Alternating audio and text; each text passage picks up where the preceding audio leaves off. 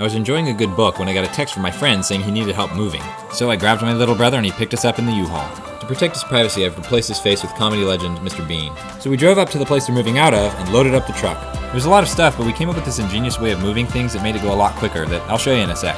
Unfortunately, there weren't enough seats for us all in the U-Haul, so Titus and I took the subway to their new place. Their new place is in Manhattan, and we happen to be in Brooklyn, so it was about an hour-long train ride. If you ever visit or decide to live in New York City, commuting by the subway is pretty typical, and most New Yorkers normally take the subway everywhere.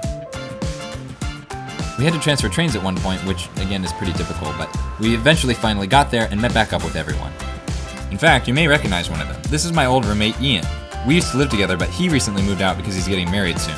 Here's our ingenious way of moving things I mentioned earlier. It's technically just an assembly line, but it honestly sped things up so much. Some of the furniture was really hard to move downstairs, but we managed to get through it. We moved our friends in, but now Titus and I had to get back home.